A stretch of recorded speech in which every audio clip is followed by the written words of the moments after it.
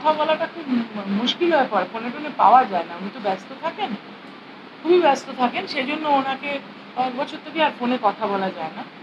কিন্তু উনি যদি হাল ধরেন এবং উনি যেভাবে দলটাকে পরিচালনা করেছেন, যখন আমি দলে এসেছিলাম উনি যেভাবে নিজের হাতে মানুষের কাজ করেছেন, মানুষকে সাথে নিয়ে গেছেন, আমার বিশ্বাস একমাত্র উনি পারবেন আবার এই পরিস্থিতিটাকে ভালো করতে। কিন্তু একটা হঠাৎ করে কোনো ভুঁইফোড় সংস্থা আসলো, তারা এসে ধমকালো, সবচেয়ে বড় কথা যে এইখানে বসে ধমকে যাচ্ছে।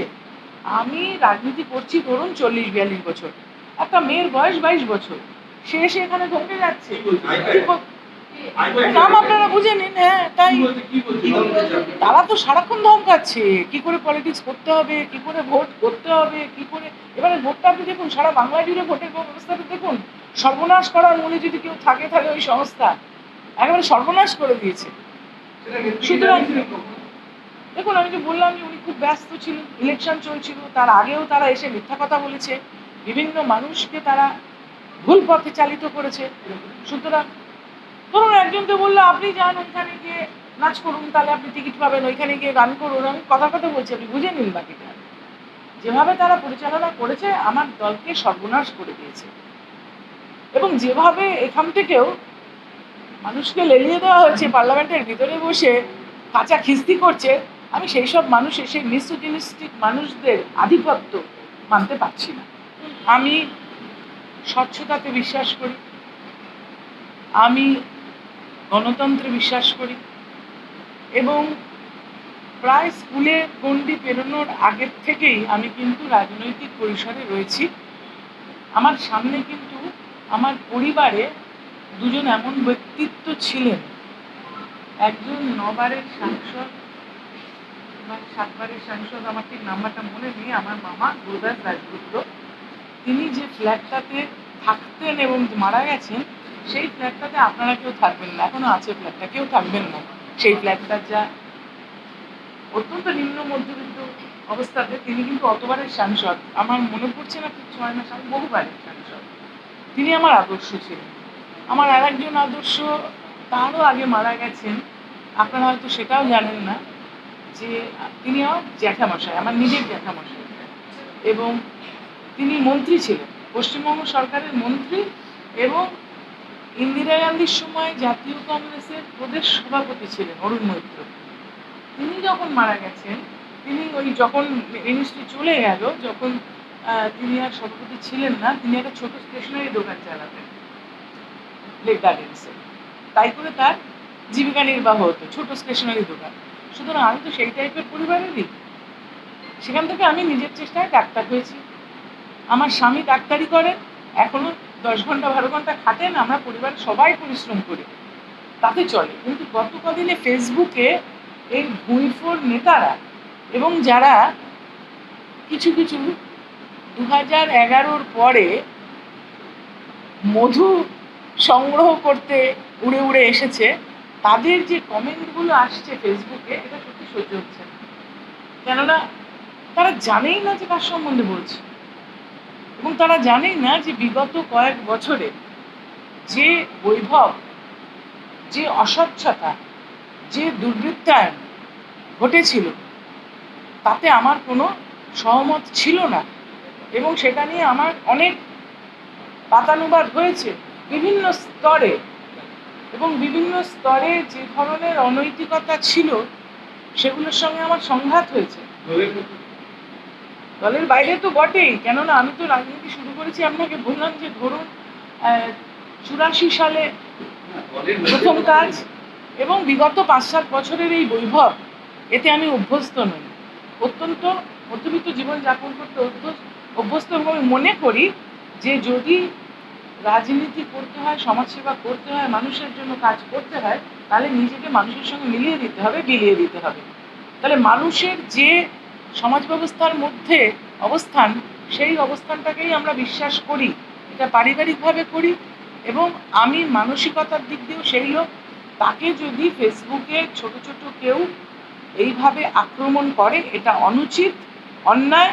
তারা 2011-য় ক্ষমতায় আসার পরে তৃণমূল কংগ্রেস, তারা দলে এসেছে, আমি তাদের চিনি, কিন্তু নিশ্চয়ই আমি জেলা খুব বেশি নয়, বিভিন্ন জায়গা থেকে কমেন্ট আসছে, আপনারা খুললেই বুঝতে পারবেন আমার ফেসবুক বা আমি এটা করতে পারি না, ফেসবুক আমি করতে পারি না, যারা করতে পারে তারা আমাকে দিচ্ছে, আমি দেখছি। সুতরাং আমি মনে করলাম যে এই অস্বচ্ছতার বিরুদ্ধে এবং এই বৈভবের বিরুদ্ধে এবং এই যে প্রাতিষ্ঠানিক দুর্নীতির বিরুদ্ধে সর্বস্তরে নিশ্চয়ই কিছু বলার প্রয়োজন আছে, কোনো একটা পদক্ষেপ নেওয়ার প্রয়োজন আছে। এবং আজকে যেটা আমি বলতে চাই সেটা হচ্ছে যে নির্বাচনের যে ফলাফল, বিশেষ করে এই জেলায় যেখানকার আমি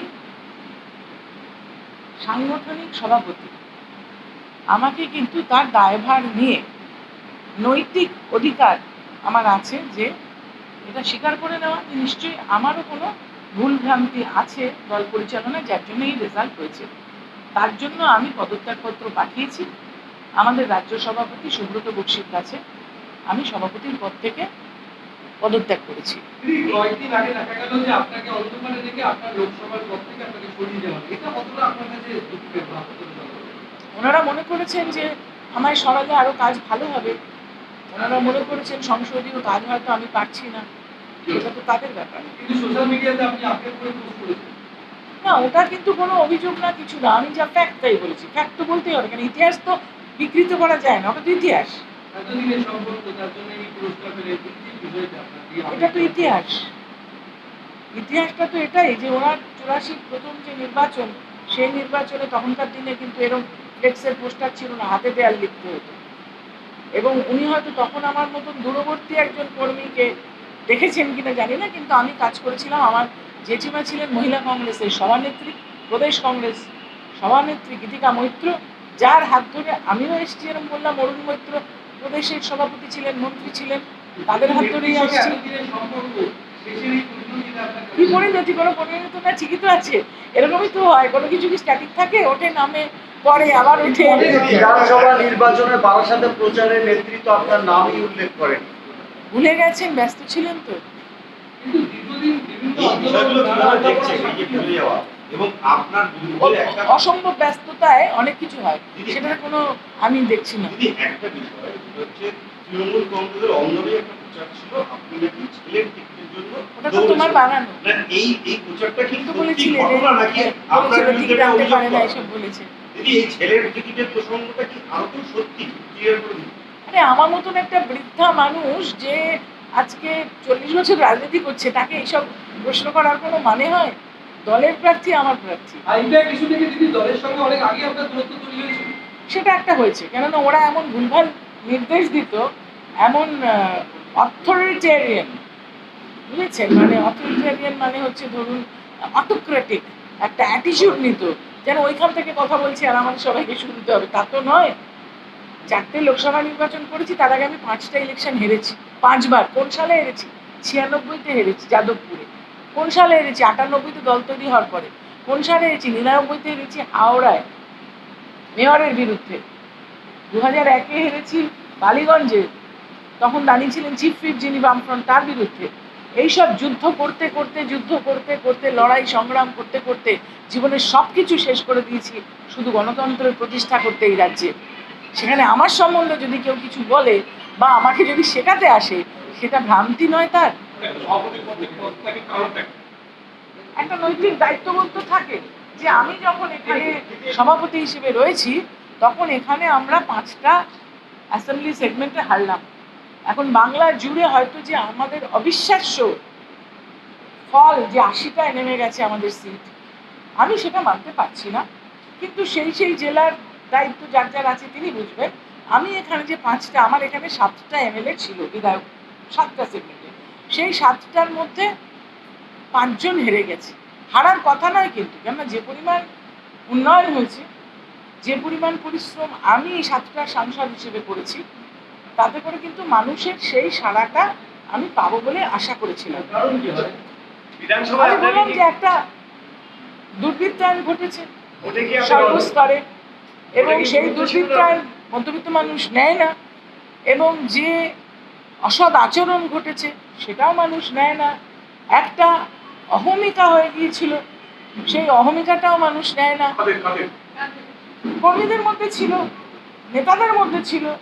আমি তো কারুর নাম করে বলতে চাইছি না, আমি বলছি যে যে ধরনের একটা ভাব এসে গেছিল যে দল ক্ষমতায় আছে মানে আমি যা খুশি করতে পারি, কিন্তু গণতন্ত্রে যা খুশি করতে পারেন না।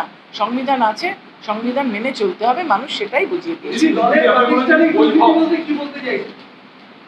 এখন আপনারা দেখতে পাচ্ছেন না, আপনাদের চ্যানেলেই তো দেখাচ্ছে যে এবেলা ওবেলা যে বিভিন্ন যে পৌরসভাগুলোতে যেভাবে অনৈতিকভাবে দুর্নীতি নিয়োগ হয়েছে, সেগুলো তো অদ্ভুতভাবে গত 3-4 বছরে আমরা কিছু জানতে পেরেছি।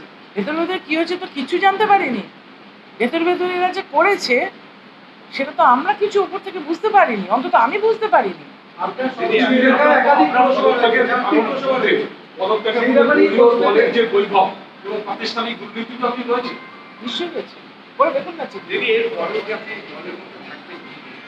আছি তো, দলেই তো আছি। আমার তো মনে হয় যে এইটা আমার পক্ষ থেকে, আমার তরফ থেকে, ন্যায়বোধের পক্ষ থেকে এইটা বলাটা প্রয়োজন ছিল যে এখানকার এই 5টা হার অ্যাসেম্বলি সেগমেন্টে আমার নৈতিক দায়িত্ব আমি এড়াতে পারি না।